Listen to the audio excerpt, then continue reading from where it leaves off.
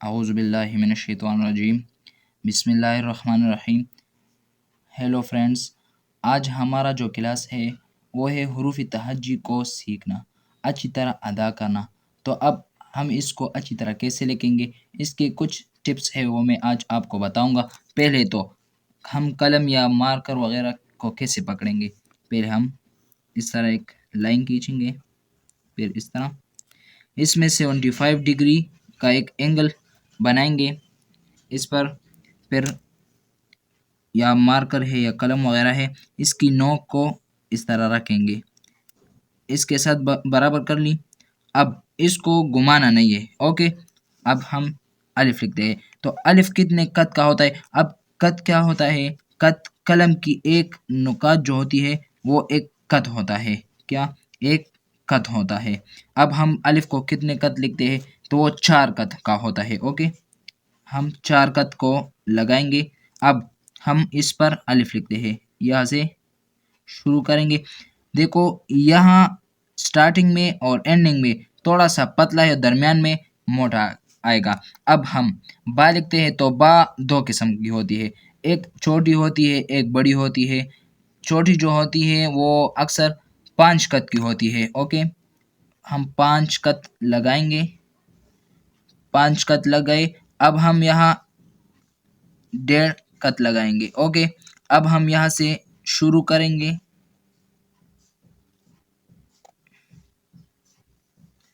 तो ये बन गई बा।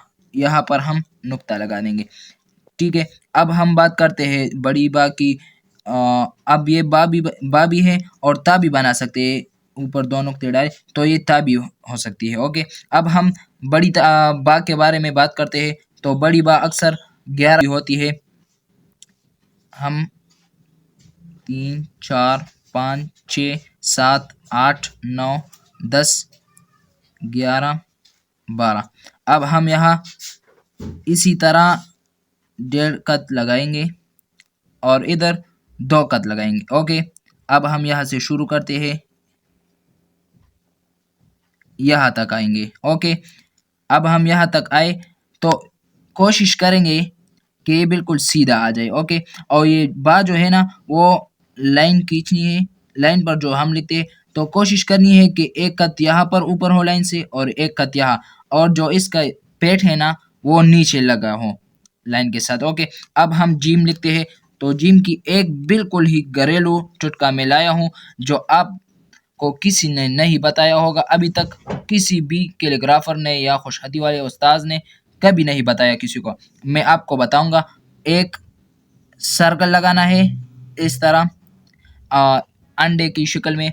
हाँ, अब हम इस पर जिम लिखते हैं तो एक कर्व सा बनाएंगे, ओके। क्या, एक कर्व सा बनाएंगे और मार्कर को इसी तरह ही पकड़ना है।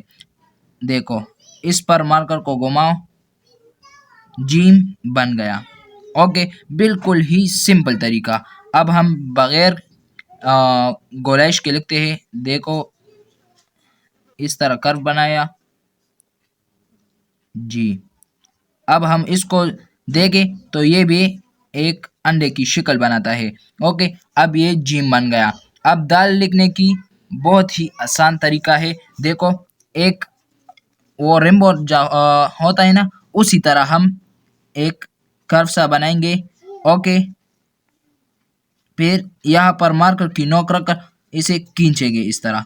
तो एक ये मार्कर की नोक ना इधर से मोटी आएगी और इधर से पतली आएगी, तो दाल बन जाएगा, ओके। अब रा की बारी है।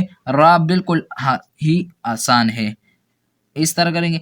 फिर इसी तरह दाल में जो हमने कलम या मार्कर की नोक रखी थी इसी तरह ही रखेंगे, ओके।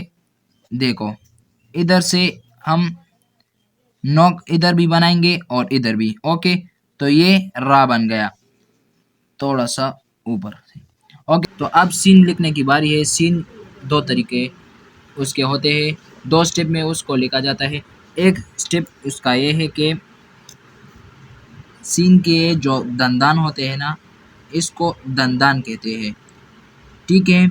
इसको इस तरह लिखेंगे कि पहले वाले दंदान को थोड़ा सा छोटा और ऊपर लिखेंगे, और ये जो नीचे वाला दंदान है इसको थोड़ा सा बड़ा और पहले वाले से थोड़ा सा नीचे लिखेंगे। तो ये इस तरह आएगा, इस तरह। ओके, अब सीन लिखने की जो गोलाइश है वो बिल्कुल जिम की तरह ही है। देखो, जिम में जो हमने गोलाइश की थी इसी तरह ही हम सीन में भी करेंगे। ओके, गोलाइश कर ली। अब इस पर मार्कर फेरते हैं, यहाँ से शुरू करेंगे यहाँ, तो ये सीन बन गया। ओके, अब ये जो गोलाइश है सीन वाली, ये लाम में भी आती है, काफ में भी आती है, या में भी आती है, स्वाद में भी आती है, आइन में भी आती है। ठीक है, ये जो एक गोलाइश आपने सीख ली ना तो आपको सारे हुरूफ बिल्कुल आसान हो जाएंगे।